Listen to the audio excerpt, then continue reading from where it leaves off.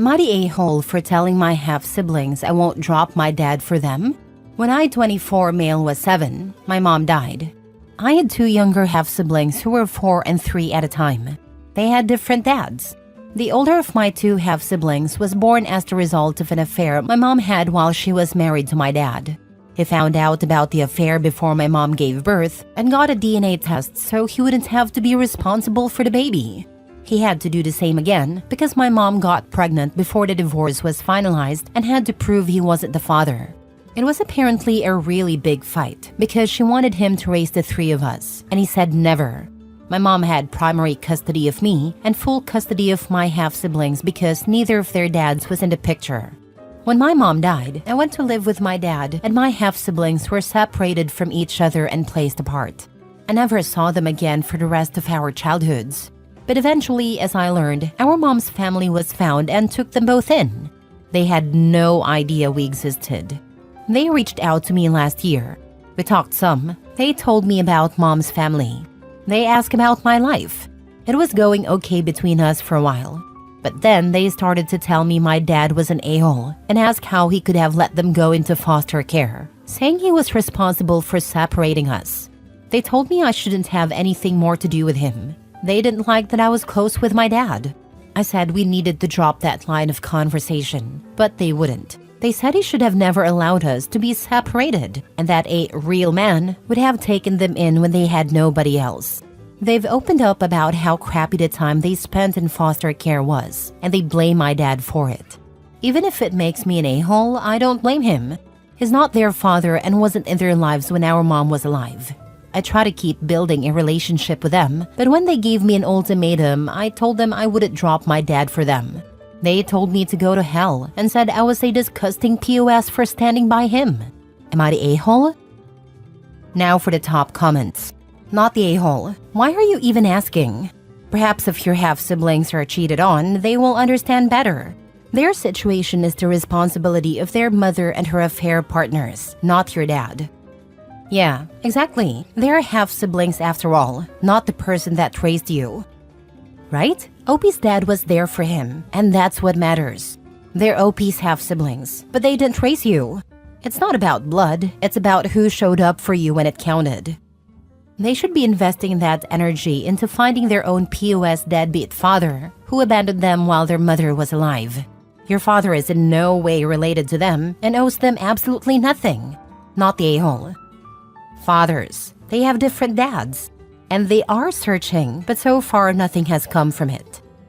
So they expected your father to take in the children of a woman who cheated on him and got pregnant from 2 different men while they were married? They're literally unhinged. Your mother was for the streets, OP, and it seems they are too. Who the heck behaves that way? You are definitely not the a-hole. Seems like they're projecting because where are those same feelings for their deadbeat asswiped of a dad who abandoned them? Where's the outrage over that? Tell them to keep that same energy. They're not even mad at them from what I can figure out. Just my dad. Next story. Am I the a-hole for refusing to attend my estranged father's funeral only to find out he left me everything in his will? So here's the deal. I, 28 female, had a terrible relationship with my dad. He walked out on my mom and me when I was 10 and only popped up in my life when he needed something, usually money or a favor. He remarried, had 2 other kids, and basically acted like I didn't exist. When I turned 18, I decided I was done with him. No calls, no visits, nothing. He tried reaching out a few times over the years, but it always felt forced, so I ignored him. My mom passed away a few years ago and I didn't even hear from him then. It solidified my decision to cut him off for good. Fast forward to a month ago. I got a call from his wife saying he had passed away unexpectedly. She was sobbing and asked if I'd come to the funeral. I said no. I didn't feel anything. No grief, no sadness, just nothing. Why should I show up to mourn someone who was there for me when I needed him? His wife begged me to reconsider, saying it would mean a lot to his family. She even said my half-siblings wanted me there to heal old wounds. But I still refused. I told her I made my peace with him being out of my life a long time ago. A week after the funeral, I got a call from a lawyer. Turns out, my dad left a will, and in it, he left everything to me. His house, his savings, his car, everything. His wife and kids got absolutely nothing. I was floored. I didn't even know he had that much to leave behind. The lawyer told me my dad had tried to make amends and felt guilty about abandoning me, so he wanted to make things right. Now his wife and kids are furious with me, saying I stole their inheritance and didn't even have the decency to show up at the funeral. I feel conflicted. On one hand, I didn't ask for any of this. On the other hand, I get why they're mad. I didn't have a relationship with my dad, but now I'm walking away with everything, while they're left with nothing. Am I the a-hole? Edit. I've decided to meet with a lawyer tomorrow to give everything back to the wife and her family. They're still angry at me and I can't blame them. What my dad did was messed up. I wouldn't want to leave them in the position my dad left my mother and I. I don't think I have the heart to respond to any more comments, but I do appreciate all the love and support I received. Thank you all. Plot twist. Absentee dad leaves you the main character inheritance, and now you're the villain in someone else's story. Honestly, it's a wild plot twist. But the truth is, I don't even want the money. I'm doing fine on my own, and it just feels wrong. Like dirty money, honestly. It's coming from someone who wasn't there when I needed him and only try to make amends at the last minute. I'd rather move forward without any of it than be tied to him in that way. It's funny how people can see it as a win, when to me, it's just a reminder of everything I never had from him. To me, this seems like your father was giving a middle finger to his widow and younger children while roping you, the child he abandoned, into his second family drama. I'm sorry, but he seems like a massive a-hole all around to every family he ever created, and I'm sorry he put you in the middle of it. He made you the bad guy and threw a wrench into his entire family all over again like crap. If you are in the States, the wife can contest the will and she will get something. In the States, a person who is married cannot disinherit their spouse. Just be aware of this because if she starts telling people, someone will enlighten her. Was wondering about this. Doesn't seem in any state's interest for families to be rendered homeless on spouse's whim or neglect. That is the opposite of my intention. I want to let them live in the house they grew up in. I don't want to take that away from them. I'll be meeting with a lawyer tomorrow. Next story. Am I the a-hole for helping my sister leave our parents' house and doing nothing for my much younger siblings?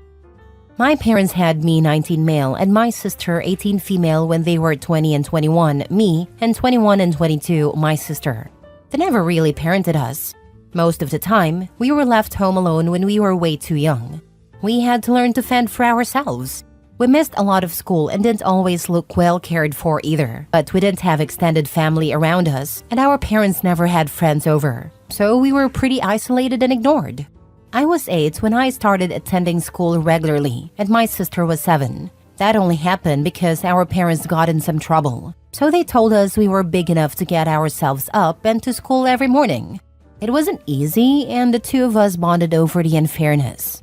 When I was 11 and my sister was 10, our parents had another baby together. This was the start of them having kids like crazy. They had 5 kids in 7 years, and my sister and I were forced to be responsible for them. Our parents were home more with those kids, but they did nothing. They were too busy making more kids to raise the ones they already had. During my mom's pregnancies, we were also expected to wait on her, and that sucked. Our parents made life really difficult if we tried to stop helping. I spoke to teachers, and CPS was called a few times, but nothing was ever done to help us. So I left on my 18th birthday, slept rough for a few weeks, was able to get help at a shelter, got a job, and found a place to rent. I kept in touch with my sister and we planned for her to come and live with me when she turned 18. She turned 18 in December and moved straight in with me. I told her she should try to finish school, since I didn't. There was no point for me, my grades sucked. I'm working to support us and she's got a part-time job now so she can help. We're going to make it work together. Our parents tried to report my sister missing and created a huge fuss over her leaving. When we found out, she corrected it, but that gave our parents more current info on us. They found out where we live, at least the neighborhood, and I see them when I walk to work. They told me I should be ashamed for moving my sister out like I did, and ask, What about the younger kids? Who's supposed to take care of them?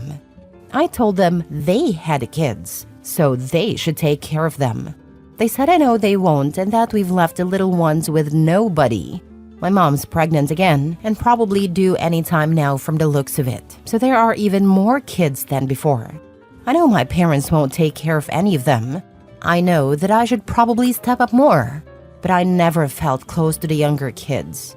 I took care of them because I had to, because I was forced, but I never loved them or did it willingly, and I don't want to be responsible for them again. My sister feels the same and she told me she called CPS and reported it, but that's all she's willing to do. She said she's done with it because she wants to focus on the two of us. Am I the a-hole for doing all this for her and not doing enough for them? Now for the top comments. Not the a-hole. So sorry for your lost childhood. Cherish your freedom and never ever feel guilty. Trying to. It's a lot of hard work but less depressing than before. You should try to at least try for a GED, so at some point you can hopefully go to trade school. Go get your GED. Life will be harder if you don't. I know, but I'm really not cut out for school, and I need to work to make this work for us. Otherwise, we're even more screwed. Last story. Am I the a-hole for refusing to mend things with my oldest sister? My sister, 45 female, and I, 31 female, have had no contact for the last 10 years. Our kids have had no contact either. 10 years ago, I was freshly divorced with primary custody of my 2 kids. Making minimum wage and barely scraping by, my sister told me she'd help pay for us to visit home and stay with her family in California during the summer. For months, I picked up side jobs and flipped furniture on top of working to pay for the 2-week trip. I saved just enough to cover flights, time off from work, and extra cash for activities. I was excited to see her. My parents were in and out of my life growing up. My younger siblings and I spent a lot of time being raised by our older sister, aunts, and cousins. Big Sis was always my rock. This would be the first time she would meet my kids. We had a good visit generally. My oldest son, 4 years old at a time, had undiagnosed autism and a bucket of trauma from living with DV during my marriage. He struggled to be away from me, had night terrors, and refused to listen to my sister. I realized he wasn't ready to meet new family members, but it was too late. We were there, and a hotel wasn't in the budget. While staying with her, I learned I had an interview for a dream job in San Francisco, about 2 hours from her by train.